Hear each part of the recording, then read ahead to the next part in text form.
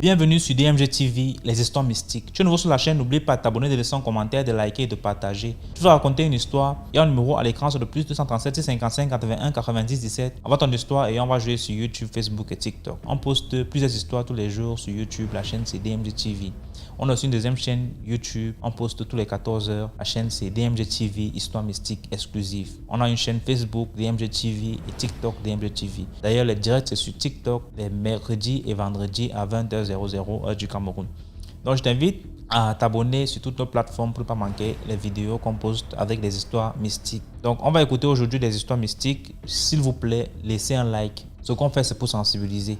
Et donc, première histoire. Bonjour DMG TV, bonjour à la famille DMG TV. Plus de bénédictions sur nous tous la famille. Partageons, likons et puis commentons. La famille, je viens ici raconter l'histoire racontée par une maman congolaise. Qu'est-ce que cette maman congolaise dit? Elle dit qu'en fait, à cause de la vie du Matu Vu et qui porte la dernière collection de tel ou tel grand tailleur et tout ça, telle grande maison de designer, elle s'était, pour pouvoir satisfaire ses besoins de ce côté-là, elle s'était lancée dans la vente d'un coup. En fait, la famille au Cameroun, donc, c'est le couscous que les gens mettent dans le nez, la poudre blanche que les gens mettent dans le nez. Là.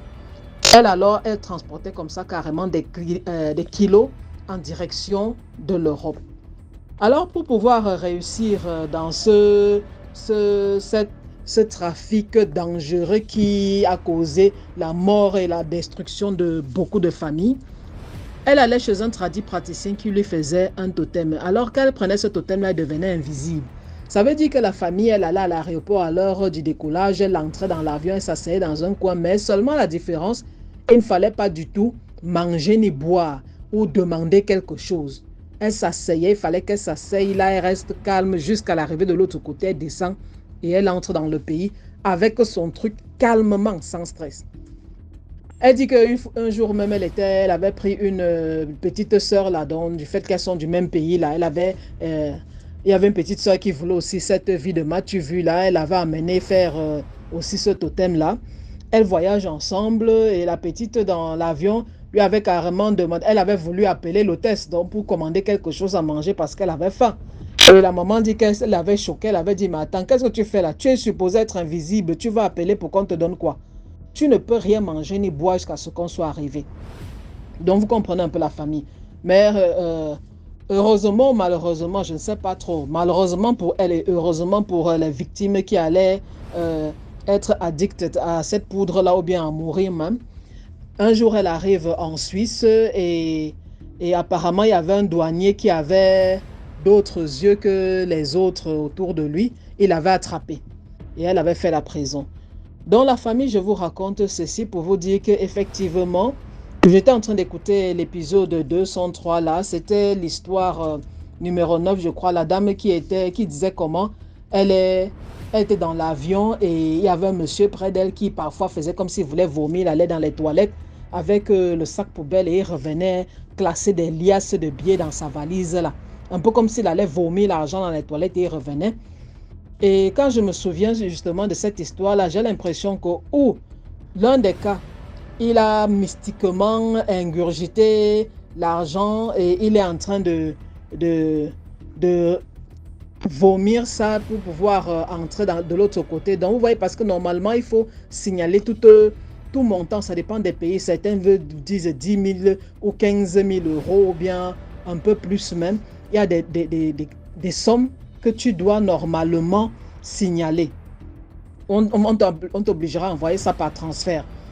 Alors, mais dans nos pays, il y a des gens qui nous gouvernent, qui font circuler leur argent comme ça à travers ces porteurs. Ce sont des transporteurs en fait. Il y a des gens vraiment spécialisés. Tu leur donnes l'argent, ils partent avec. Et ils arrivent de l'autre côté. Sans stress, sans problème, personne ne voit. Ils entrent, ils vont déposer ton argent où tu as demandé qu'on dépose. Mais le deuxième truc aussi, ce serait peut-être qu'il fait la magie des toilettes. J'ai entendu un initié dire ça, mais il n'a pas voulu expliquer plus que ça. Donc, il y a apparemment une sorcellerie que l'on fait dans les toilettes. Donc, l'endroit, surtout en utilisant les toilettes des villages, les toilettes des trucs où tu pars, l'endroit où tu pars retirer, vous voyez, non, où il y a le trou là. Et il disait la sorcellerie derrière, qu'il y a une sorcellerie très puissante derrière les toilettes. Peut-être c'est ce que le monsieur fait. Et imaginez un peu un avion, combien de personnes vont aller aux toilettes là-bas parce que il se levait. Quand il se levait, est-ce que c'est parce que quelqu'un venait d'utiliser les toilettes? Je ne sais pas trop. Passe une bonne journée en tout cas. Nous sommes ici pour apprendre, n'est-ce pas? Si un initié veut bien nous expliquer cette partie-là, ce serait vraiment un bonheur pour nous. Bye. Merci beaucoup pour l'histoire. Maintenant, on passe à la deuxième histoire. Bonjour TMG, j'espère que vous vous portez bien. Ok, je viens pour vous raconter une nouvelle histoire. Cette fois-ci, ça concerne une amie proche à moi qu'on va nommer Bijou. Et je raconterai même beaucoup d'histoires concernant Bijou parce qu'elle a vécu beaucoup de choses surnaturelles et sous mes yeux. Alors Bijou, c'est une amie que j'ai connue à la fac et qui est orpheline de mère. Donc, ce qui a fait qu'elle a été élevée par les grands-parents. Après les grands-parents, elle est allée chez son oncle et sa femme. Bref, elle a vécu souvent chez les gens et il lui manquait souvent quelque chose, c'est-à-dire une protection vraiment parentale. Par exemple, si elle devait rentrer, s'il se fait tard, si elle se retrouve dans une difficulté où il se fait tard, elle doit rentrer, personne ne viendra la chercher. Elle se débrouille pour rentrer. Donc, c'est ainsi qu'effectivement, il y a eu un jour où on a fait cours et on avait l'habitude, certains jours, après les cours, de se rassembler, de faire des TD, comme on dit souvent. On révise les cours qu'on a eus dans la journée. Si quelqu'un ne comprend pas quelque chose, il pose la question à l'autre et tout. Donc, ça pouvait durer. Et je pense qu'on avait fini ce jour-là à 22h30, alors que d'habitude, on finissait à 20h30, 21h. Donc, ce jour-là, alors, moi, on est venu me chercher comme d'habitude. Et Bijou, elle devait prendre un Zim. Un Zim, c'est les motomans au Bénin. Donc, elle a pris un Zim qui devait aller la déposer chez elle à 2 heures de route ou 1h30 de route, si je me rappelle bien. Donc, en tout cas, ce qui est sûr, elle est rentrée, elle est arrivée dans son quartier vers 0h. Et le motoman, arrivé devant sa van, n'a pas voulu rentrer dans la van. Parce que, selon ses dires, l'avant était noir, il y avait peu de lumière et il avait peur pour sa moto. Il ne fallait pas qu'il tombe dans un guet-apens, vu l'heure. Donc, le Zim l'a déposé au bord de sa van, devant sa van, et lui, il est parti. Bon, elle n'a pas trouvé d'inconvénient. Elle s'est dit, bon, écoute, je suis déjà là. Je rentre dans la van seulement à quelques pâtés de maison. Je suis chez moi. Donc, il n'y a pas de peur à avoir. Elle ne s'est pas inquiétée plus que ça. Elle a continué son chemin. À mi-chemin, il y a son portable qui sonne et c'est un dragueur. C'était un dragueur, elle a décroché et le gars lui racontait des bêtises. En tout cas, le gars la faisait rire. Donc, elle a marqué un arrêt et rigolait des blagues du dragueur. Quand de l'autre côté de la voie, parce que l'avant était séparé par une petite voie bitumée, une toute petite voie bitumée. Donc, de l'autre côté de la voie, il y avait un jeune qui était dans le noir qu'elle n'avait pas remarqué parce qu'elle était distraite et tout. Le jeune est sorti du noir avec un long couteau qui brillait dans le noir. Et le jeune lui dit, finis l'appel et tu me remets le portable. Elle sursaute, elle regarde de tous les côtés. Mais qui a parlé? Elle voit le jeune de l'autre côté de la voie qui avait son couteau brandissant. Et qui lui répète, une fois qu'elle a vu le jeune lui répète encore dans les yeux, finis l'appel et tu me remets le portable. Automatiquement, elle a coupé l'appel. Dans la panique, elle a coupé l'appel et elle s'est dit, elle a commencé à avoir peur. Elle s'est dit, qu'est-ce que je vais faire et tout, comment je me suis retrouvée. Bref, elle a commencé à avoir peur. Le jeune se rapprochait tout doucement d'elle et lui disait de faire attention, de ne rien faire de stupide, sinon il allait la tuer. Elle a commencé à avoir peur. Elle s'est dit, écoute, je ne vais opposer aucune résistance. Tout ce qu'il veut, je lui donne, tant qu'il me laisse en vie. Donc, mais elle a commencé à avoir encore plus peur parce que dans le regard du jeune, elle a vu qu'il n'allait pas seulement se contenter du portable ou de ses maigres sous qu'elle avait. Non, elle sentait que ce jeune-là allait quand même probablement la violer parce que quand même c'était une belle fille. Et il coulait un regard sur elle, un regard appréciateur. Elle a senti en même temps la peur l'envahir. Elle s'est dit non, tout sauf ça. Surtout qu'il faut rappeler que dans le temps, elle était encore intacte, elle était encore pure, elle était encore vierge. Donc, c'était une phobie Elle s'est dit, mais je ne vais pas perdre ma virginité comme ça dans un viol. En tout cas, elle a commencé à pleurer et à prier. Donc, dans son cœur, elle a commencé à appeler sa maman fortement. Ah, maman, si tu étais là, est-ce que j'allais être dans la nuit toute seule comme ça? Viens à mon secours. Oh, Éternel, viens à mon secours. En tout cas, elle a commencé à prier. Elle appelait le nom de sa maman. Elle appelait le nom de Dieu. Le jeune était presque arrivé à mi-chemin sur la voie. Le jeune se rapprochait tout doucement parce qu'il était prudent. Il ne voulait pas se faire prendre, donc il venait prudemment vers elle. Et elle était scotchée sur place, elle n'arrivait pas à bouger.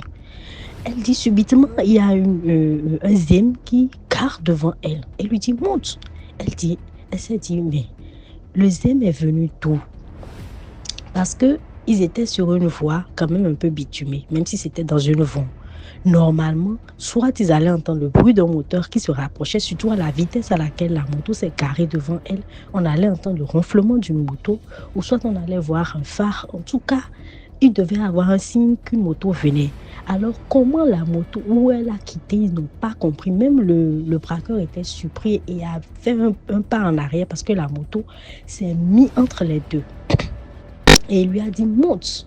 Elle a eu juste quelques secondes de réflexion et elle est montée. Elle n'a même pas cherché à savoir il vient d'où, il est qui. Est-ce que c'est pas aussi un braqueur? Rien. Elle n'avait pas eu le temps le monsieur n'avait pas eu le temps de lui prendre quoi que ce soit. Elle est montée et paf, le zème, il a démarré, il est parti à vive allure.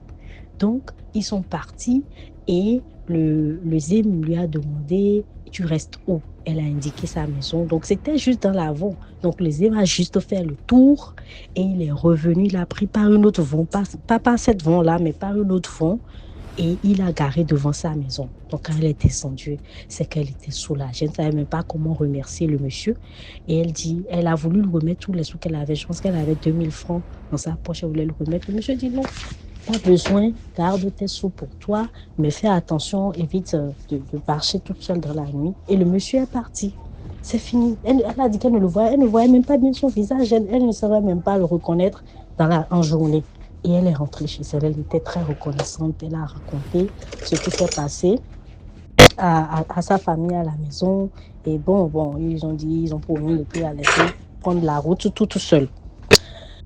Tout ce que je peux dire, la morale que je peux tirer de cette histoire, c'est que les morts ne sont pas morts. Moi, j'en suis convaincue que les morts, quand même, ils arrivent à écouter nos peines, à ressentir nos peines, à écouter nos plaintes et parfois à nous répondre.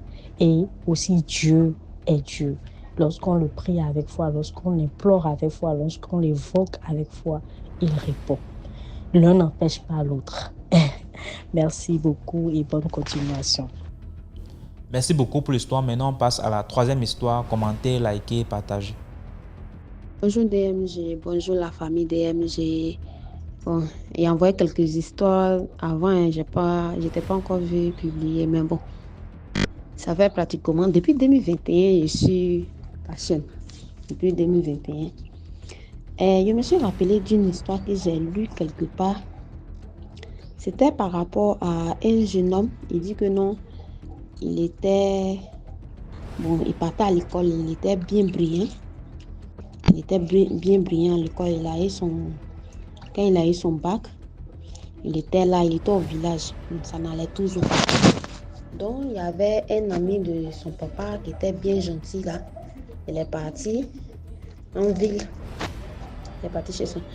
Donc, le monsieur a dit non, il n'y a pas de souci. Il a commencé à s'occuper du petit, quoi. Il a pris le petit. Il était là, le petit dit. Donc, le monsieur l'a envoyé dans son magasin pour surveiller son magasin. Il vendait là-bas. Mais le monsieur était gentil. Il avait 2 femmes.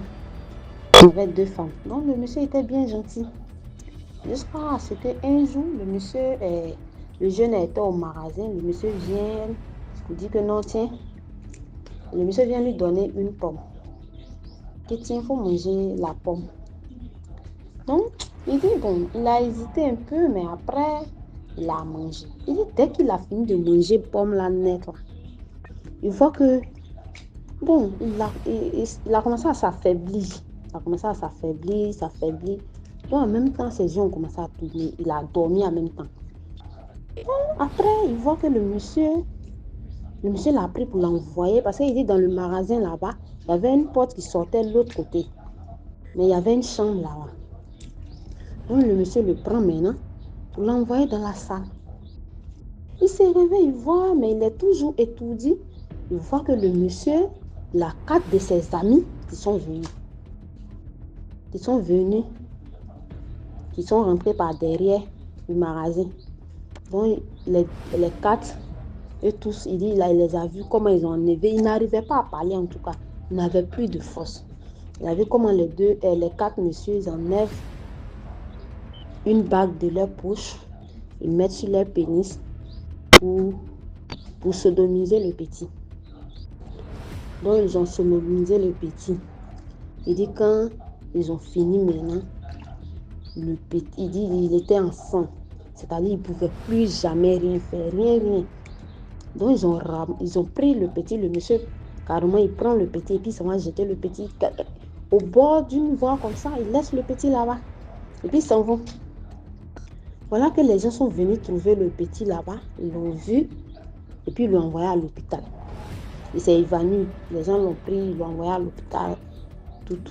Donc les gens lui ont demandé le numéro de sa maman, il a donné, il s'est réveillé, ils lui ont cousu tout ça là. Puisqu'il était déchiré, ils l'ont sodomisé, il était déchiré. Donc quand ils l'ont cousu, ils lui ont dit que non, ça là c'est pas pour traiter à l'hôpital, il faut appeler sa maman. Donc quand il a appelé sa maman maintenant, quand sa maman est venue, sa maman l'a pris. Mais le petit, il dit, sa maman l'a pris, ils ont commencé à le soigner. Donc ils l'ont envoyé chez un vieux ganga qui est parti le soigner. Donc le vieux maintenant dit que non, que ce sont les pratiques mystiques qu'ils ont fait sur lui. Mais en tout cas, il va le soigner. Donc il dit le monsieur l'a soigné jusqu'à ce que il y a crapaud qui est quitté dans son ventre. Quand crapaud l'a quitté, ils l'ont lavé, ils ont mis des trucs sur lui. Non, il dit après ça maintenant, il apprend que, c'est-à-dire tous les amis du monsieur, là, il les connaissait. Il dit après ça, feu a brûlé tout le magasin, c'est-à-dire tout ce que les plusieurs magasins que le monsieur là avait déjà construit en ville, là, feu a tout brûlé.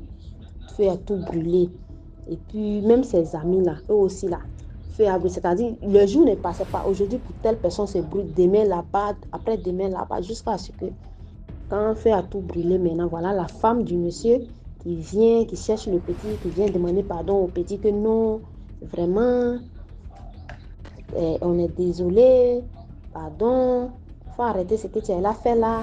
Il dit, il n'a même pas parlé même. Donc dans tout ça là maintenant, quand ça s'est passé comme ça, le monsieur aussi, il est décédé. Le monsieur est décédé, ses amis qui ont fait tout ça là, eux aussi sont décédés. Après ça, il dit maintenant, rien ne va, malgré ça maintenant, rien, absolument rien ne va dans sa vie. Il cherche travail, mais que rien ne marche. Rien. Il dit, ça fait combien d'années maintenant, malgré ça, il ne se retrouve pas, rien ne marche dans sa vie. Donc là, il cherche les solutions, il ne sait pas comment vraiment il va faire. Il ne sait pas comment il va faire vraiment. Donc, c'est comme ça, l'histoire se termine. Bon, il ne sait pas. Je ne sais pas comment actuellement là ça va. C'est un peu ça mon histoire d'IMG. Likez, commentez, partagez. Bonne journée à vous. Merci beaucoup pour l'histoire. Maintenant, on passe à la 4e histoire. Bonjour DMGTV, bonjour à la famille DMGTV. Plus de bénédictions sur nous tous, la famille. Partageons, likons et puis commentons. La famille, je viens ici raconter l'histoire d'une jeune Nigériane. Du Nigeria, pas du Niger. Nigériane. Alors, qu'est-ce que la jeune dame raconte? Elle dit que quand elle était toute petite, elle avait dans les 3 ans comme ça, c'était des vacances. Elles avaient joué, vous connaissez comment les enfants jouent et tout ça. Maintenant, vers midi, là, c'est l'heure de passer à table et de tout le monde aller débarbouiller les enfants et tout ça. Sa grande sœur, alors, avait l'habitude d'aller derrière la maison, mettre la bassine et laver les enfants. Donc, tu entres, on verse l'eau sur toi, on te savonne, on te rince, tu sors, on verse l'eau, une autre personne passe. Son tour arrivé, elle était là, sa grande sœur était en train de la laver. À un moment, elle dit qu'elle voit son oncle entrer dans la cour. Mais malgré son jeune âge, elle s'était rendue compte qu'elle n'avait pas entendu le bruit du portail. Le portail ne s'était pas ouvert. C'est comme si son oncle avait traversé en fait le portail. Et son oncle se tenait là, souriant, et lui faisant le geste de la main un peu comme bye bye. Elle était là, bye bye oncle, bye bye oncle, bye bye oncle. Sa grande soeur qui était en train de la laver, bien sûr, elle se tourne et regarde pour voir, mais qu'est-ce que la fille, à qui la fille est en train de dire bye bye? Il n'y a personne. La grande se dit que c'est quoi? À qui est-ce que tu es en train de dire bye bye? Elle dit que non, voilà oncle, voilà oncle. Oncle est en train de dire bye bye, oncle est en train de dire bye bye. Il dit qu'il est en train de partir. Là, sa grande se regarde encore, ne voit personne et dit que, ok. Mais toi, l'enfant, c'est quoi? Qu'est-ce que tu fais? Et elle t'a agité, elle voulait sortir. C'est comme si elle voulait sortir de l'eau et aller vers son oncle parce qu'elle dit qu'elle adorait cet oncle-là. Et cet oncle-là, vraiment, c'était le chouchou de tous les enfants de la famille. Il aimait raconter les contes, s'amuser avec eux et tout ça. Elle voulait sortir de la bassine pour courir apparemment dans les bras de l'oncle. Donc sa grande soeur, on tape aux fesses. Arrête de faire ça, tu verses l'eau. Qu'est-ce qu'il y a? Quel oncle? Il n'y a personne là-bas. La maman, maintenant, entendant l'enfant crier de douleur, vient. Mais qu'est-ce qui se passe? Elle dit que, elle ne fait que dire que bye bye, oncle, que oncle tel est là-bas, au niveau du portail. La maman vient aussi, elle regarde. Elle dit que, qu'est-ce que tu vois? Elle dit que non, voilà, oncle, il dit bye bye. Il dit qu'il est en train de partir. Il dit qu'il est en train de partir, on ne va plus se voir. La maman regarde. Elle dit, pardon, lave vite l'enfant là. C'est comme ça, peut-être qu'elle ne veut même pas se laver. Lave-la vite, tu l'envoies, je l'habille. Et on va passer à table. La famille, elle dit que c'est dans la soirée que le téléphone de la maman sonne. On lui annonce comme ça là, le décès tragique de son petit frère. Et le garçon, il était mort, bon, le jeune homme, il était mort aux environs de 8 heures. Elle avait vu son oncle vers midi 13h comme ça. Vers midi 13h. Son oncle était venu comme ça lui dire bye bye. Donc la famille, ils ont été choqués et tout parce qu'ils disaient que mais l'enfant, c'est toute la journée, elle faisait que dire que son oncle est venu dire bye bye. Elle a dit bien, dit qu'elle a vu, il disait bye bye. Donc comme ça, il était mort, on avait déjà ramené son corps à la morgue et c'est comme ça qu'il est venu dire bye bye à l'enfant et tout ça. On a même demandé aux autres enfants s'ils l'avaient vu, les autres ne l'avaient pas vu. Donc elle avait été apparemment la seule dans la famille à voir cet oncle-là. Dans la famille, qu'est-ce qu'on peut dire? Salutations respectueuses aux revenants et aux ancêtres. Bye.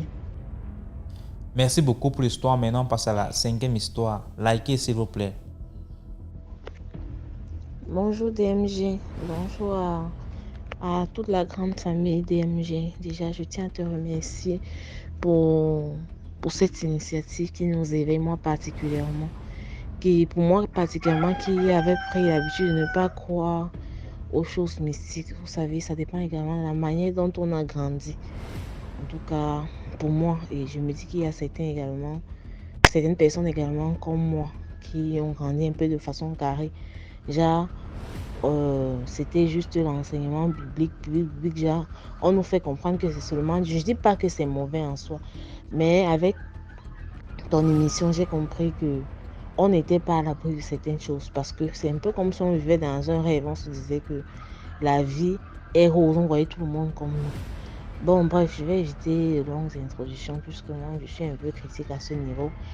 C'est ma toute première fois de monter et raconter mon histoire. C'est vrai que ça me passe par la tête depuis que j'écoute ton émission.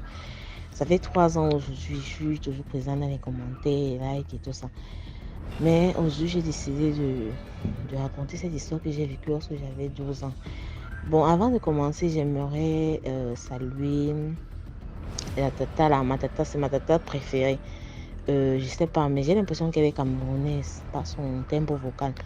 La tata qui salue toujours, qui envoie toujours des salutations spéciales aux esprits, aux initiés, tout là, voilà. Je t'aime beaucoup et j'aime beaucoup ta façon de raconter. Salutations spéciales également à l'homme de l'ombre. Et il y a également une tata là, elle est originaire de la Côte d'Ivoire, mais elle vit en France. Et dans ces histoires-là, elle a l'habitude de parler d'une personne qui s'appelle Blanche. Voilà, elle va se reconnaître. Bon, et à tous les conteurs, les narrateurs également, je vous aime beaucoup, vraiment à vous. Et merci. Bon, j'aimerais raconter une histoire que j'ai vécue lorsque j'avais 8 ans. Vraiment, DMG, tu vas m'excuser puisque l'histoire, je ne sais pas comment je peux la couper pour qu'elle est moins courte. Je ne peux vraiment pas parce que tous les détails sont importants. Mais je vais faire l'effort de ne pas me répéter pour que l'histoire ne soit pas très longue. Donc, lorsque j'avais 8 ans, 9 ans par là, je vivais chez une Camerounaise, je vis à Douala. Et j'ai toujours vécu, d'ailleurs, c'est ma ville de naissance. Donc, la maison que mon feu grand-père a acheté pour mon maman lorsqu'elle s'est mariée, c'était un peu comme son cadeau de mariage de la part de mon grand-père. Donc, lui a acheté une maison non loin de la maison familiale, au quartier PK8 à Douala. Non loin de la maison familiale. C'était à peut-être 150 ou 200 mètres de la maison familiale. On vivait là-bas. Donc, ce qui fait que par jour, chaque jour, en fait, on pouvait descendre à la maison de nos grands-parents, puisque ce n'était pas loin, et c'était dans le quartier. Donc, il n'y avait pas de goudron et on pouvait circuler normalement. Ce qui fait qu'il y avait des moments où on allait même passer les week-ends là-bas. Donc, un jour, c'était pendant les fêtes les fêtes de fin d'année, les fêtes de 2 semaines, les congés de 2 semaines qu'on donne habituellement. Là, excusez-moi un peu, je suis stressée. Les fêtes de 2 semaines qu'on donne, les congés de 2 semaines qu'on donne habituellement. Donc, nous sommes descendus chez nos grands-parents. Un soir, il était 18h. On s'apprêtait à aller se laver. Puisque avant, de la maison familiale de mon grand-père, les toilettes il avait une grande concession avec des locataires. Les locataires et nous, on utilisait les mêmes toilettes en fait. Et les toilettes étaient devant. Je ne sais pas comment je vais expliquer, mais les toilettes étaient devant en tout cas.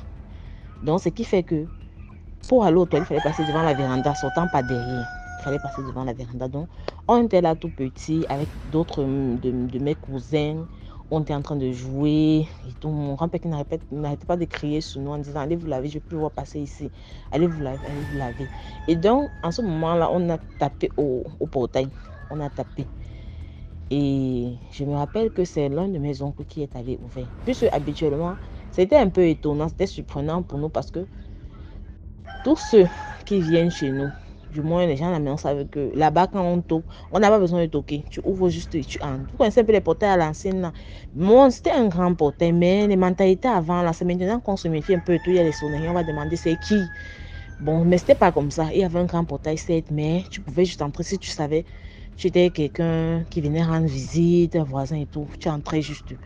Mais la personne a tapé. Donc, habituellement, quand la personne tapait comme ça et attendait qu'on vienne lui ouvrir le portail, ça veut dire que c'était pas quelqu'un de là. Voilà, bref. C'était juste pour vous mettre dans le contexte. Donc, un de mes oncles est allé ouvrir le portail et quand il a ouvert, c'est un monsieur, un papa qui est entré. Un papa assez vieux, mais sur pied bien solide. Il est entré et il demande à mon oncle bonjour, bonsoir. On m'a indiqué qu'apparemment ce serait la maison de. Je ne sais pas si je peux donner le nom de mon grand-père, mais bon, on va passer. Il dit, je cherche la maison d'un tel. Bon, on va appeler mon grand-père Michel. Voilà. Il dit, je cherche la maison de Michel, je ne sais pas si c'est ici. Et puis mon oncle lui dit, Michel qui? Il va donner le nom de famille, le nom du village, comme on dit habituellement. Je ne vais pas donner le nom du village et le prénom. Et mon oncle qui va dire, oui, c'est mon père, c'est ici qu'il vit. Et au même moment, mon grand-père était sur la véranda, puisqu'il avait l'habitude de jouer à sa guitare. Il jouait à sa guitare sur la véranda et lorsque mon oncle s'approche, il dit à mon grand-père, il y a quelqu'un qui te cherche. Quand mon grand-père hausse la tête, il se met à crier. Mais genre, tu n'as pas vu quelqu'un depuis. Et bon, la rencontre, non. Deux personnes qui ne se sont pas vues depuis. Donc, les cris de joie, mon grand-père qui traverse du coup la véranda et puis il s'embrasse.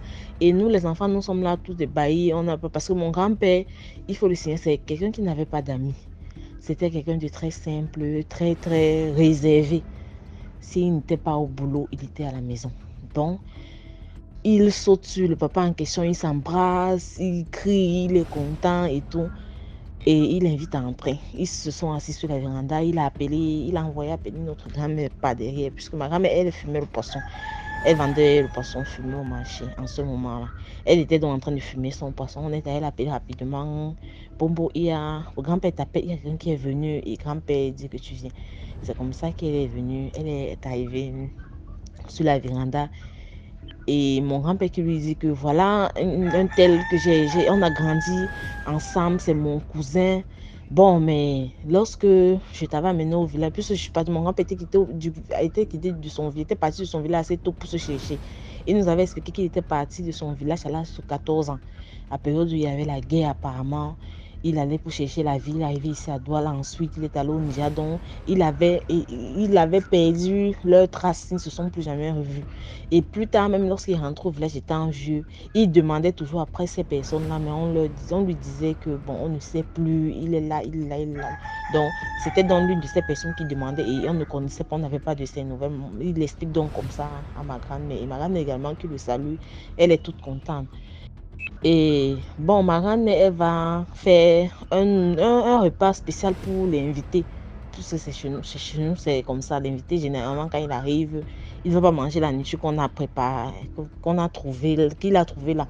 Parce que parfois, la nourriture là, c'est le reste de nourriture. Donc, on a préparé, elle a fait un petit bouillon pour l'invité. Pour recevoir l'invité. Mon grand-père qui a fait sortir un de ses anciens vins, ils ont bu, ils ont causé.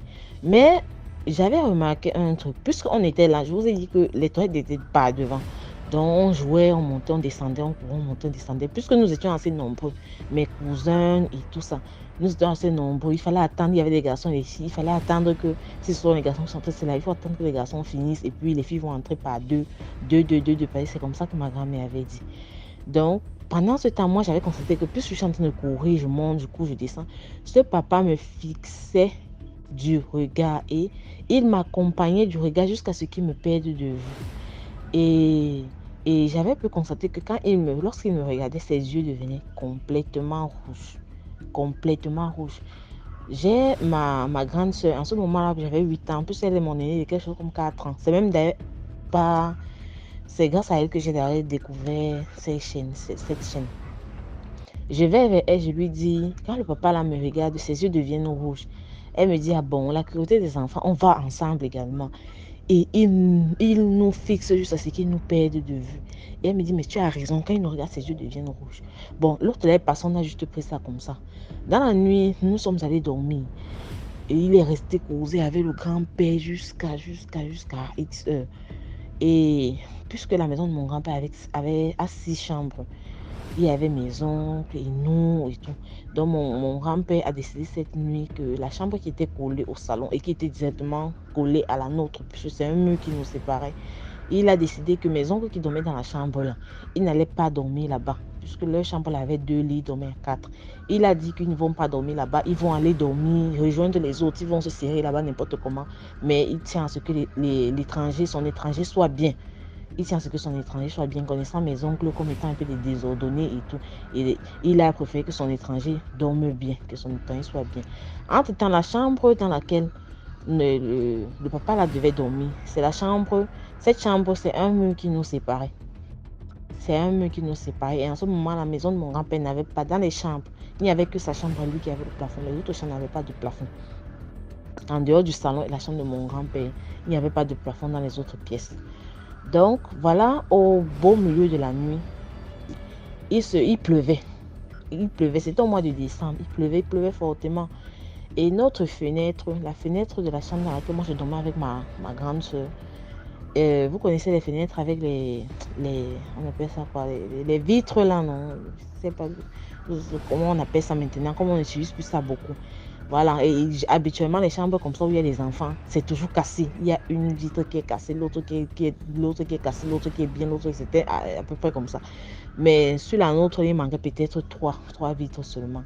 J'ai oublié comment on appelle ce genre de vitres, vous allez m'excuser. Donc, il pleuvait. À un moment donné de la nuit, j'ai senti comme quelqu'un qui m'a touché le long du corps, puisque j'étais couchée de côté. Quelqu'un qui m'a touché le long du corps et qui a tiré ma main droite, pardon. Donc, de telle en sorte que ma main s'est soulevée et puis elle est descendue, elle a tapé sur moi. Ce qui fait que je me suis réveillée en sursaut. J'ai regardé, il n'y avait personne. Ma soeur qui était endormie. Elle dormait, sa tête était vers le bas et la mienne était vers le haut. Je me suis endormie quelques minutes après. C'était le même scénario. Quelqu'un qui me caresse le long du visage, le long de la poitrine et qui soulève ma main comme s'il est en train de me tirer. Comme s'il est en train de me tirer pour que je me lève. Et puis quand j'ouvre les yeux, je vois mon bras qui retombe seul sur mon corps.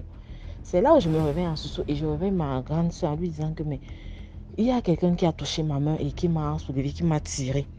Elle me dit, non, peut-être je suis en train de rêver. Je lui dis que je ne suis pas en train de rêver. Quelqu'un a tiré ma main, je me suis réveillée, j'ai même trouvé ma main tendue. Bon, elle n'a pas prêté une grande attention, elle s'est endormie. Moi également, je me suis couchée, mais je ne dormais pas. Je fixais la fenêtre, comme je vous ai dit, la fenêtre n'avait plus de vitres, des nacos, voilà. La fenêtre n'avait plus de nacos. Donc, je fixais juste la fenêtre avec les éclairs et la pluie qui tombait. Mais à un moment donné, je suis un enfant, le sommeil va naturellement me voler. Le sommeil m'a donc volé, je me suis endormie. Maintenant, c'était au tour de ma soeur. Apparemment, pour elle, elle aurait reçu une gifle. Elle s'est réveillée ce soir en disant, mais c'est toi qui m'as tapé ton pied. J'ai dit non, je n'étais pas tapé avec mon pied. Elle dit si, c'est toi qui m'as tapé avec ton pied, comme tu dors mal là, c'est toi qui m'as tapé avec le pied.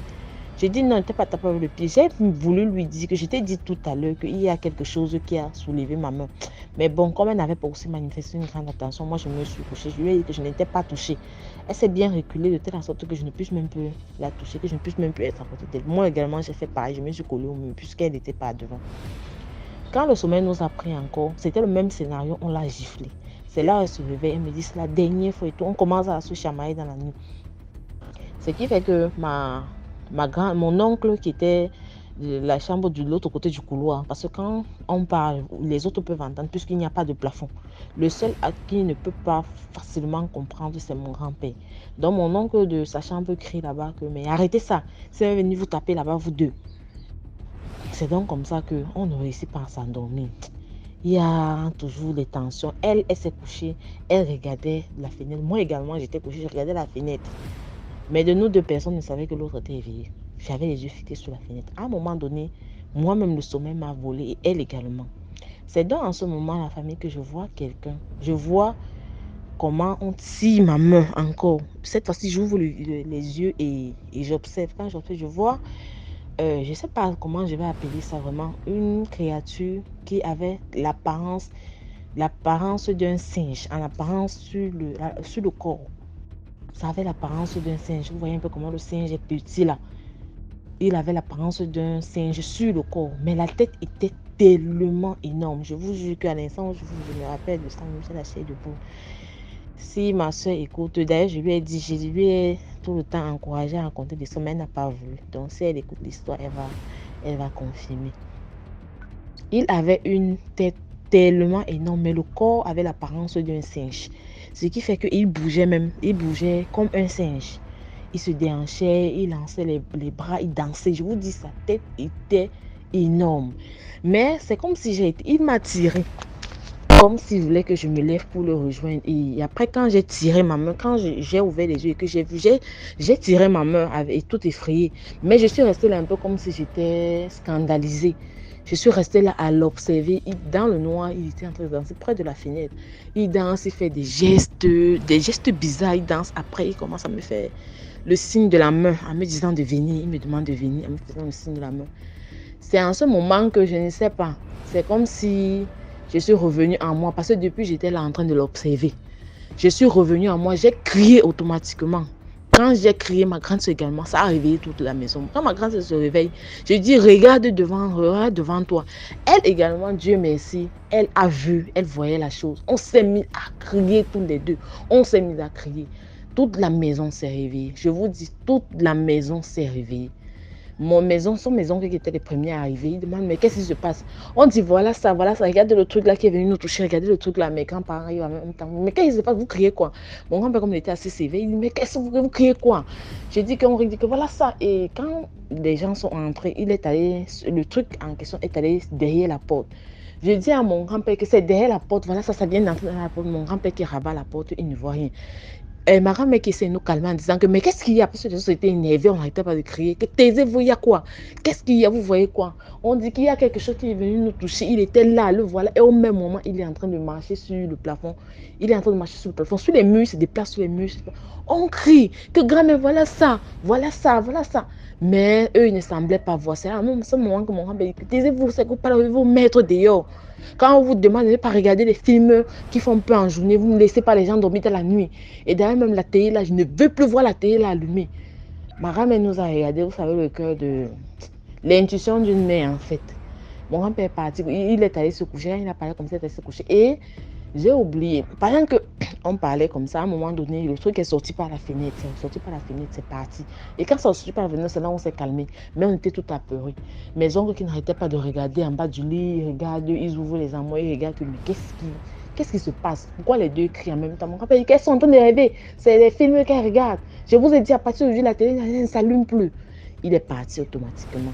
Et ma grand-mère qui restait me demande, qu'est-ce que vous avez vu?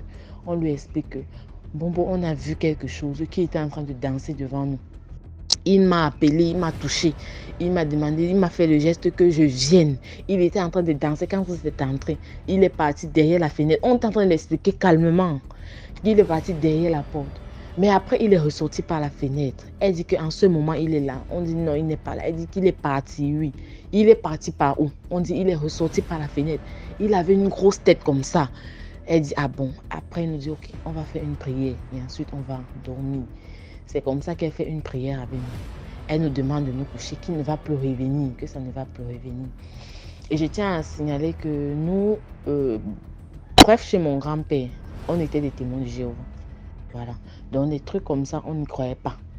Pas du tout. Voilà pourquoi, dès le départ, je vous ai dit que des trucs comme la sorcellerie, nous, on n'y croyait pas. Moi, en grandissant, c'est pas à ta chaîne que j'ai découvert certaines choses, que je me suis éveillée. Parce que pour moi, jusque-là, la sorcellerie n'existait pas. Ma grand-mère a fait une prière avec nous, elle est rentrée se coucher. On est resté là tout figé qu'on ne va pas dormir, on s'est couvert avec l'autre. On regardait toujours par la fenêtre. Et c'était bizarre parce que lorsque on a commencé à crier que les gens sont venus, la pluie a commencé à cesser. Vous voyez un peu, non? La pluie a commencé à cesser. Mais à un moment donné, le tonnerre a recommencé à gronder et la pluie a recommencé de plus belle. L'histoire que je vous raconte est une histoire vraie. Je n'ajoute rien et je n'enlève rien. Je vous raconte ça tel que j'ai vécu. J'avais oublié quelques petits, parce que j'avais 8 ans à l'époque. J'avais oublié quelques passages. C'est ma grande sœur qui me l'a rappelé. Mais cette histoire est authentique, c'est une histoire que moi j'ai vécue. C'est mon histoire. Donc, quand ma grand-mère est rentrée pour se coucher, on est resté là, éveillé, on se disait, on était couché, mais on se disait qu'on ne dort pas. On ne va pas dormir. Mais le sommeil nous a pris toujours parce qu'on est des enfants. On était encore petits, on ne pouvait pas lutter avec le sommeil. Le sommeil nous a pris, on s'en est même pas rendu compte. Le même scénario a recommencé, la même chose est revenue me tirer. Je me suis réveillée, j'ai crié encore, quand il s'est réveillé. La même chose, ça recommence à danser. Ça danse, ça nous demande de venir, Quand on a crié comme ça, la famille, toute la famille, toute la maison s'est réveillée à nouveau. Mon grand-père qui insiste en disant que vous savez quoi, levez-vous, je vais vous mettre dehors. Ma grand-mère dit que non, tu sais quoi, calme-toi. Il y a quoi? Les enfants sont en train de vivre quelque chose. Elle disait qu'elle voit quelque chose. Pas 2 fois, comment tu peux dire que c'est le rêve? Il dit que je t'ai dit que c'est le rêve. Ce sont des films qu'elle regarde dans le journal. Quand on met des films moins de 16 ans, moins de 18 ans, vous pensez que c'est pourquoi? Vous êtes toujours en train de regarder, pourtant vous n'avez pas l'âge. Et maintenant la nuit, vous ne laissez pas les gens dormir. Et tout, ma grand-mère dit que non, je ne pense pas. Ces enfants doivent avoir un autre problème. Heureusement, à ce moment-là, on avait nos oncles qui étaient déjà bien grands. C'était déjà des messieurs. Donc, certains d'entre eux disaient que non. Les enfants, s'ils doivent avoir un problème, il y a quelque chose qui se passe. Et je vais vous rappeler que quand on criait comme ça, la chambre la plus proche de la nôtre, celle dont c'est un mur qui nous séparait, c'était la chambre où le papa en question dormait. Donc, quand il se passait quelque chose qu'on criait, il devrait normalement être le premier à entendre. Mais lorsqu'on criait, toute la famille se réveillait, toute la maison se levait, sauf le papa en question. Mais bon, on ne gérait pas parce qu'on se disait que c'est un étranger. Il dort. Il est certainement profondément. On ne pensait même pas à lui. Bref, on n'a même pas pensé à lui. Donc, mon grand-père qui bavarde, ce sont les filles de ma grand-mère qui, moi, je pense, ma maison qui également disent que non. Il y a quelque chose qui se passe. Ce n'est jamais arrivé, ça ne s'est jamais passé. Pourquoi aujourd'hui? Et pourquoi les deux en même temps? Pourquoi ils font ça en même temps? Notre oncle qui s'est découvert avait dit la même chose, qu'il y a quelque chose qui nous dérange, il y a quelque chose qui vient. Il nous demande que c'est comment. On dit qu'on ne sait pas, c'est petit comme ça, mais ça a une grosse tête. Et c'est en train de dire, mon grand-père dit que c'est ça, ce sont les dessins, ce sont les trucs qu'ils regardent, c'est ça, c'est qu'elle explique là, c'est exactement ça, c'est ça. Mon oncle dit que non, je ne pense pas. Je dis qu'on dit grand-père, ce n'est pas ça. Ça vient ici dans la chambre, ça nous demande de venir, ça tire nos mains, ça nous touche. Et quand les gens entraient, ça sortait par la fenêtre, ça partait. En ce moment, ma grand-mère a décidé qu'elle va dormir avec nous, qu'elle ne part plus. Elle a prié, on a encore prié à nouveau. Elle a décidé que cette fois-ci, elle dort avec nous, elle ne part plus. Et un de nos oncles même également s'est couché là par terre. Ce n'est plus revenu. Donc le matin, on s'est réveillé bien. Le lendemain matin, puisque mon arrière-grand-père, donc le papa de ma grand-mère, il vivait encore. Et je tiens à rappeler que c'était un notable.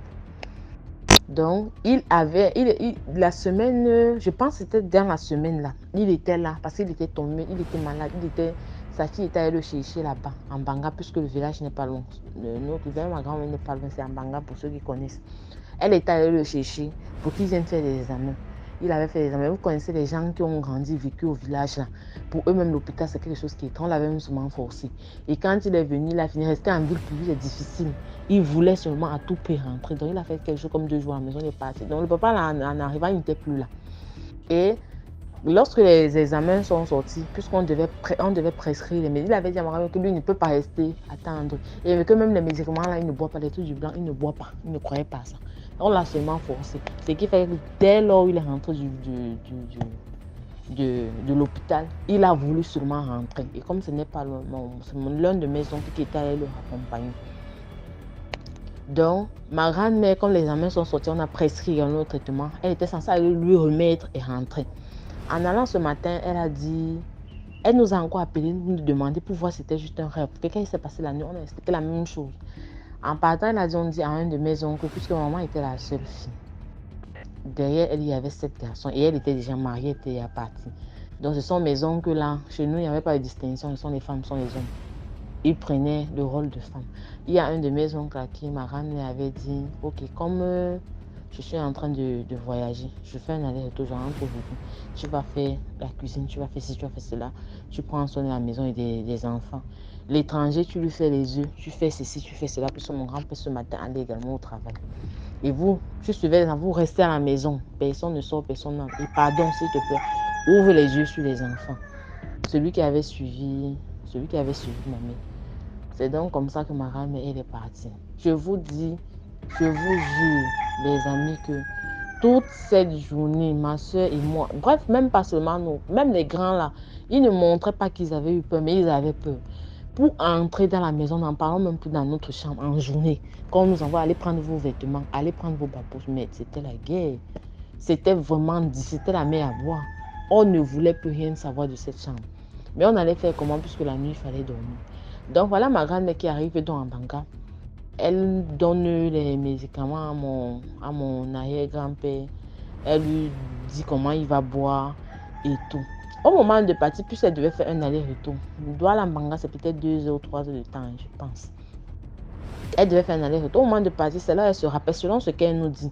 Elle dit à son papa qu'il y a une situation bizarre qui s'est passée dans la nuit aujourd'hui. On n'a pas dormi avec les enfants, on n'a pas dormi avec Blanche et Véro. C'est donc là où mon grand-père demande, mon grand-père dit, mais qu'est-ce qui s'est passé? Elle dit que c'était bizarre. Elles ont crié toute la nuit. Elles disaient qu'elles voient quelque chose. Qu'il y a un truc, une créature, qui a un petit corps avec une énorme tête qui vient pour les toucher, qui les appelle. Mais à chaque fois quand nous on entrait, on ne voyait pas. Ça a fait ça à 2 reprises. Alors, mon mari et moi, on s'est dit qu'elles rêvent, que peut-être ce sont les choses qu'elles ont regardées en journée. À mon arrière-grand-père de lui dit que 2 enfants ne peuvent pas faire le même rêve au même moment. C'est faux. Si les enfants ont crié à 2 reprises, disant qu'elles voient quelque chose, donnant la description de cette chose-là, ça veut dire qu'elles voient réellement ça et que c'est là. Qu'est-ce qui s'est passé ces jours à la maison? Elle dit que rien. Vous n'avez pas, il n'y a eu rien d'étrange à la maison. Elle dit rien, il n'y a eu rien d'étrange. Je vous dis que même l'étranger n'était même pas dans sa tête. Elle a même oublié de dire qu'il y a un étranger même qui est venu. Rien, parce que pour eux, ça ne passait même pas. Bon, jusque-là, pour eux, ils ne nous croyaient pas. C'était toujours le rêve. Mon grand-père dit que non. Elle ne rêve pas. Il y a quelque chose qui s'est passé. Il y a quelque chose dans la maison qui dérange les enfants. Lorsque tu vas rentrer, prends une petite boîte les boîtes de lait, comme ça en fer là. Je ne sais pas si c'est en fer ou c'est en métal. Tu vas prendre ça. Tu vas mettre le charbon à l'intérieur. Tu vas mettre les boîtes de lait vides. Hein. Tu vas mettre le charbon à l'intérieur. Il lui a donné une huile qui était noire comme le manyanga, l'huile de palmiste là. Je ne sais pas si c'était ça. Il est entré derrière il est allé derrière sa cuisine, selon ce qu'elle nous expliquait. Il a coupé quelques feuilles, il lui a donné. Il lui a dit que rentre. Si la chose qui dérange les enfants est à la maison, comme elles disent que ça les appelle, il est venu pour chercher l'âme de ses enfants. Et il ne va pas partir tant qu'il n'a pas réussi ou alors tant qu'on ne l'a pas définitivement chassé. Tu vas rentrer avec ça. Tu vas rentrer, tu vas prendre lui et l'herbe aussi. Si la nuit ça recommence, si ça ne recommence pas et que les enfants dorment bien, tant mieux. Mais si dans la nuit ça recommence, voilà ce que tu vas faire. Ayant déjà mis préalablement apprêté ton charbon dans la boîte, tu vas poser cette boîte au milieu du salon. Tu vas verser un peu de cette huile dessus. Tu vas chercher un tissu, un vieux tissu de cuisine, même une serpillère ou alors les tissus avec les bouts déchargés et marmites là. Tu vas couper un petit tissu, tu vas allumer le feu et tu vas déposer ça dessus. Quand ça va commencer à s'enflammer, tu déposes l'herbe ici et tu fais en sorte que la fumée se répande dans toute la maison. Tu parles, tu prends autorité dans ta maison. Je sais que vous êtes des témoins, ce sont des choses auxquelles vous ne croyez pas. Mais il faudrait que vous sachiez qu'en dehors de ce que vous vivez là, il y a autre chose. La nuit a ses propriétés. Chasse ça dans toute la maison et tu parles, tu prends autorité dans ta maison, sur tes enfants, sur tes petits-fils. C'est comme ça que ma grand-mère est rentrée. Mais il lui a dit que si tu fais ça juste au cas où elle crie. Si elle ne crie pas, ne fais pas. Ça veut dire que la chose est sûrement repartie.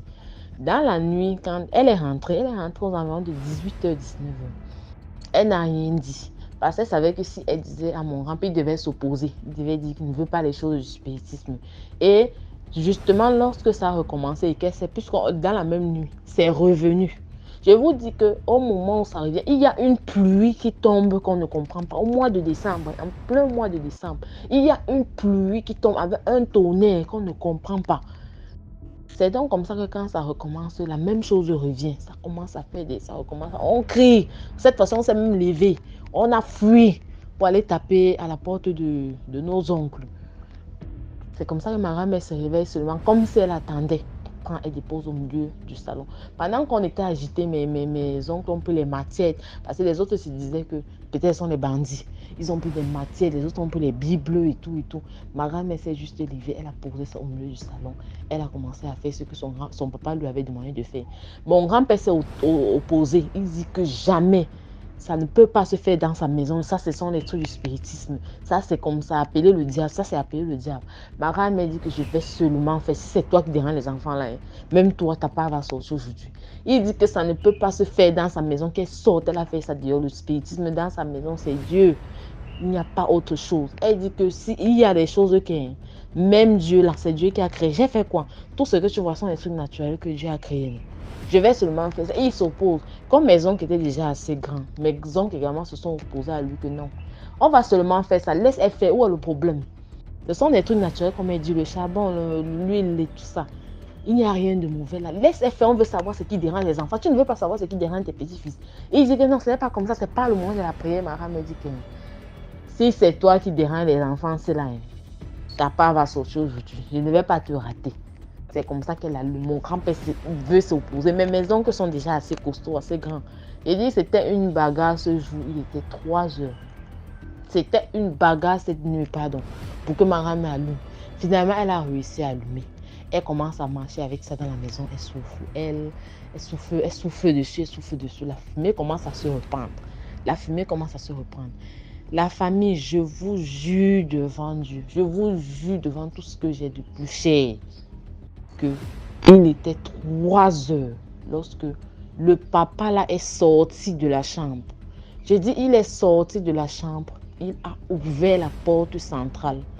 D'ailleurs, on ne sait même pas comment il a fait pour ouvrir la porte centrale parce que la porte centrale de chez nous et même la porte de derrière, c'est un fer. C'est maintenant que nous on construit les maisons avec des faux fers. Ce sont les fers là, si on démonte la porte, 2 personnes, 3 personnes ne peuvent pas porter. Et c'était les portes avec un genre de grosses clés qui avaient 2 bouts comme ça. Et on ne sait même pas comment il a fait. C'est un peu comme s'il a seulement dit Sésame, ouvre-toi. Parce que la clé de la porte centrale, c'est mon grand-père qui dormait avec. Après avoir fermé la porte, il allait dormir. Donc il s'en fout si ceux qui sont dehors, vous allez dormir là-bas. Il s'est juste rapproché de la porte, il a baissé le poignet. La porte s'est ouverte, il est sorti automatiquement. Il pleuvait, il était 3 heures devant nous tous. J'ai dit que mon grand-père est resté bouche bée, il était dépassé. Les yeux étaient grands ouverts comme ça, il était dépassé, il était sidéré. Il nous a regardé comme ça, il dit que tout ce que vous étiez en train de faire là, c'était vrai. C'était vrai. Il n'a parlé à personne. Il est sorti de sa chambre, il a longé le couloir, il est entré au salon. Il est passé au milieu de nous tous. Il a ouvert la porte, il est parti. Il était 3 heures. Sous une pluie qui ne disait pas son nom. Il est sorti, il est parti. On n'a plus jamais eu de nouvelles de cet homme. Plus jamais eu de nouvelles de cet homme. Le lendemain matin, c'était le ménage que tu voulais voir dans la maison. Mon grand-père a demandé qu'on mette tout dehors. Tout. On va relaver tout. Le matelas où il s'est couché, il a demandé qu'on attache ça, qu'on brûle le matelas. Il dit que c'était un ménage pas possible à la maison. Tout le monde, à travers le chat de la maison, a travaillé le jour. On a mis tout dehors. Balayé partout où l'homme là était passé. Balayé. J'ai dit, c'est ce jour, cette nuit que mon grand-père a cru de ses propres yeux que donc toute la comédie que les enfants s'y tournaient ici là, c'était vrai. Donc la famille, mon histoire, c'est en quelque sorte pour dire quoi? Méfions-nous de tout le monde, surtout nos amis et notre famille. Parce que d'habitude, lorsque j'écoute les histoires ici à DMG, c'est méfions-nous des inconnus, méfions-nous des gens qu'on ne connaît pas, méfions-nous des sugar daddy, méfions-nous des bails. Méfions-nous de tout le monde, même nous les femmes qui sommes mariées là. On doit se méfier de nos maris à la maison du moment où on a déjà des enfants. Quand l'homme sort, on ne sait pas qu'on n'est pas ses marches. Je vous dis, méfions-nous de tout. Mon grand-père s'était renfermé. Il n'en croyait pas, il n'a plus jamais, il avait dit qu'il ne veut plus qu'on parle de cette histoire à la maison, qu'il ne voudrait pas, même l'histoire n'avait pas le droit de raconter. C'était la qualité que même quand nos cousins venaient, nos cousins qui n'étaient pas là, qui n'avaient pas vécu la scène, quand ils venaient, c'était à la maison. Si on raconte, c'est qu'il n'est pas là. Si on sait seulement qu'il est en train d'arriver, on parlait doucement. Il avait dit qu'il ne veut même plus écouter l'histoire là. Donc, tu sens que un baron, le baron qu'il était, non, a été touché. Il a été touché. L'homme là, on ne sait pas d'où il sortait. Cet homme, on ne sait pas. Je vous dis que quand mon grand-père rentrait au village, constamment il demandait après son cousin là. On lui disait, oh, il avait quitté le village depuis, il avait abandonné sa femme et ses enfants, on ne sait pas où il est. Il vivait d'abord à tel endroit au village, après il est parti. On n'avait pas de ses nouvelles. On ne sait pas si c'est quelqu'un qui était même déjà mort. On ne sait pas si c'est quelqu'un. On n'a plus jamais eu de ses nouvelles. Parce que quand mon grand-père allait se renseigner auprès de sa femme lui a dit qu'il m'avait abandonné. Les enfants étaient encore tout petits. Il est parti. Je n'ai plus jamais eu de ses nouvelles. Donc je ne sais, mais je saurais te dire si c'est qu'il est mort, c'est quelqu'un qui était mort qui est venu chez toi. Je ne saurais te dire si c'est lui. Toujours est-il que, même s'il est mort, moi je n'ai pas vu son corps. Je ne connais plus rien de cet homme. Plus rien. Et elle a raconté à mon père des histoires mystiques qu'elle vivait avec cet homme-là dans la maison. Des trucs mystiques qu'elle vivait avec lui dans la maison.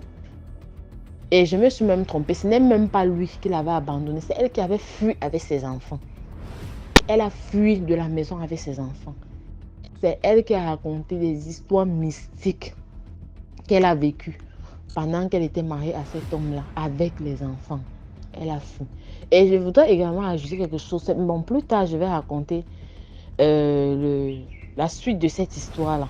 Par rapport toujours à ce papa-là, on ne l'a pas revu, c'est vrai. Mais ses enfants, je voudrais ajouter quelque chose. Il faut qu'on sache que la sorcellerie, c'est quelque chose qui se transmet. Lorsque un parent était sorcier, automatiquement, parmi ses enfants, il y aura un sorcier. Il y aura un qui sera comme lui, qui fera comme lui. Je vous dis que les enfants Bref, c'est une histoire que je vais raconter plus tard, que j'ai toujours vécue. Donc, à un moment donné, c'était comme si le papa là n'était pas venu par hasard. Il n'était pas venu me chercher par hasard. Il venait, il cherchait quelque chose. Parce que plus tard, des années plus tard, ça s'est passé quand j'avais 8 ans, des années plus tard, lorsque j'avais 17 ans, j'ai vécu quelque chose. On a vécu toujours des situations un peu bizarres avec son fils, qui est mon cousin, donc, qui est même pas mon cousin, qui est censé être mon oncle, mais qui est venu me faire la cour. Son fils. Et quand c'est même arrivé aux oreilles de sa maman, elle a dit à ma grand-mère, elle a fait cette confiance à ma grand-mère que je savais que la sorcellerie de cet homme allait prendre un de mes enfants, forcément, même comme j'avais fui avec eux. Et le comportement que cet homme avait, je le revois en cet enfant. que vous êtes en train d'accuser. Je vous dis, mon oncle qui est venu, j'avais 17 ans, ce soir, je rentrais des classes. Et il avait commencé ça depuis, il est venu pour me faire la cour. Dans la famille, méfions-nous de tout. Ce jour, Dieu nous a épargnés. Dieu nous a épargnés d'un problème qui aurait pu nous dépasser. Et une chance pour nous est que notre arrière-grand-père, mon arrière-grand-père disait encore, parce que nul n'avait été son intervention. Dieu ne serait pas descendu du ciel pour nous aider. Dieu ne serait pas descendu du ciel pour nous aider. C'est vrai que nous prions, devons prier, nous devons totalement avoir confiance en Dieu, c'est notre Créateur. Mais ne baissons pas les bras. À un moment donné, retournons vers nos traditions. Parce qu'en ce moment-là, si je peux parler aujourd'hui, ma soeur et moi, je dirais que c'est grâce à nos traditions, grâce à notre arrière-grand-père. S'il n'avait pas été là, on ne sait pas ce qui aurait pu se passer. On ne connaît pas comment ça aurait fini, parce qu'il était revenu. Donc, effectivement, il venait chercher quelque chose. Et ça n'a même pas duré. Peut-être un mois après, c'est là où mon arrière-grand-père est décédé. Un peu comme si c'est Dieu qui le retenait en vie, parce que quelque chose devait se passer. Mais moi, je me dis également que je voulais également montrer à mon grand-père que, en dehors de ce que tu penses, il y a un autre monde obscur. Moi, c'est ce que je me suis toujours dit. Donc, il a voulu un peu le mettre à l'épreuve pour qu'il ouvre un peu ses yeux. Parce que c'était quelqu'un d'assez carré, de trop carré même. Pour lui, c'était la Bible, la Bible, la Bible, la Bible et la Bible. Ça veut dire que la nuit, même si les gens dansaient sur la toiture, lui, il s'en fout. Il se dit que non, peut-être ce sont les gens qui ont chaud. Il ne va jamais penser que c'est la sorcellerie. Même si tu parles, il va dire que non, c'est tout à fait naturel. Les gens qui ont chaud peuvent venir danser sur la toiture. Bon, c'est un peu comme ça qu'il était. Bon, je ne vais pas être plus longue que ça, j'ai déjà duré. Vraiment, vous allez m'excuser, je ne pouvais pas contourner, il n'y avait rien que je pouvais enlever, tout, je devais raconter toute l'intégralité de l'histoire. Même tu verras comment tu vas publier ça, si tu vas couper, à toi de voir. Donc, merci beaucoup et vraiment courage à vous. Merci beaucoup pour l'histoire. Maintenant, on passe à la 6e histoire. YouTube, il y a DMG Productions. Là, on poste tous les lundis, on poste un film. Tous les lundis, il y a un nouveau film à 17h00. Les films, c'est les histoires qu'on réalise aussi. Tous les lundis, la chaîne, c'est DMG Productions. Bonjour DMG TV, bonjour à la famille DMG TV. Plus de bénédictions sur nous tous, la famille. Partageons, likons et puis commentons. La famille, je viens ici raconter l'histoire d'un monsieur. C'était en fait un Nigérien. Il dit qu'un jour, il voyage pour le Nigeria. Arrivé là, son ami vient le chercher à l'aéroport.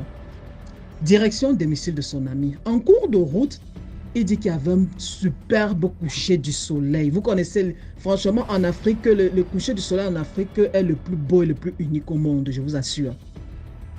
Il voit alors ce coucher du soleil-là, il veut immortaliser le moment. Et étant donné que lui, il était un photographe professionnel, il avait toujours une caméra à portée de main, une caméra professionnelle. Il sort sa caméra, il place bien, il se met à filmer. En plus de ça, ils étaient en train d'aller dans la direction du coucher du soleil. Le gars filme, arrivé à la maison, les embrassades, cadeaux, échangés, on se débarbouille, on passe à table et tout ça. Le soir, il part se coucher. Mais malheureusement, avec le décalage horaire, il n'arrivait pas à dormir. Il sort alors la caméra, il se met à coulisser entre les photos, n'est-ce pas, pour voir, j'élimine laquelle, je garde laquelle. Pendant qu'il fait ça, il se rend compte qu'il y avait une série de quelques photos qui semblaient avoir été touchées par quelque chose parce qu'il y avait une tache transparente blanche là sur ces photos-là. Il revient en arrière parce qu'en plus de ça, il n'y avait pas cette tache sur les photos d'avant, un certain numéro, et puis après. Il revient alors au niveau de la première tache. Il regarde bien et il se rend compte que plus ils approchaient, il y avait un grand arbre au bord du chemin. Au pied de cet arbre-là, en fait, c'était au pied de cet arbre-là que la tache se tenait. Et en agrandissant la famille choc, c'était un homme qui se tenait là, mais un homme presque transparent qui se tenait là. Donc cette tache-là était en fait je ne sais pas si ça veut dire un être humain. En tout cas, il y avait un homme qui se tenait là et il était presque transparent. Et il dit qu'il était presque transparent. Pourquoi? Parce que en plus de ça, il a essayé de coulisser à travers les photos et il a vu les photos des autres êtres, je ne sais pas, il veut dire être humain, hein, des autres personnes qu'il avait filmées sur le chemin, mais ceux-là paraissaient plus consistants. Tu les voyais, c'était des hommes. Mais celui-là était transparent et se tenait sous cet arbre-là. Le lendemain, alors, il se lève tout excité, il montre à la famille, mais regardez un peu ce que j'ai filmé, tout le monde, hey, c'est un fantôme que tu as filmé ou bien c'est quoi? Ah, c'est bizarre, comment les autres, on voit bien les autres, mais lui, il est transparent. Et pourquoi est-ce que c'est seulement lui qui est transparent? Vous comprenez un peu les discussions qui pouvaient se passer. Au cours de son séjour là-bas, alors, ils essaient un peu de faire l'enquête. Est-ce qu'il s'est passé quelque chose d'intéressant dans la zone là? Ils entendent dire que quelques semaines avant son arrivée, il y avait eu un accident très grave et il y avait eu des morts. Donc le gars a alors compris qu'apparemment, c'est peut-être l'âme de quelqu'un qui ne savait pas qu'il était mort ou bien il était juste bloqué dans cette dimension-là. Bon, ils se sont tous dit que c'était sûrement l'un des morts de l'accident qui était là et qui attendait on ne sait quoi. Dans la famille, cette expérience-là, il dit que cette expérience-là avait non seulement avait confirmé les histoires qu'il entendait souvent de personnes qui ne meurent pas, d'ombres qu'on voit sur les photos de famille. Parfois, on dit que mais c'est comme si grand-père est venu prendre la photo avec nous. Des trucs comme ça, parce que dans le monde des photographes, il y avait plein d'histoires pareilles. De photos de famille, puis tu prends une photo à quelqu'un et puis la personne dit que mais pourquoi il y a une tache là? On regarde et on se rend compte que c'est apparemment quelqu'un, mais la personne n'était pas supposée être là. Et quand on a grandi, on regarde, oh c'est grand-père tel, oh on dirait que c'est tata tel, on dirait que... Donc le gars vraiment, c'est l'histoire qu'il avait voulu partager. Alors la famille, qu'est-ce qu'on va dire? Salutations respectueuses aux revenants, oh. Bye bye. Voilà, c'est tout pour aujourd'hui. J'espère que vous avez aimé la vidéo d'aujourd'hui. Commentez, likez, partagez. Si Tom je nous a raconté, envoie ton histoire numéro à l'écran. On se prend demain pour une autre vidéo. Ciao.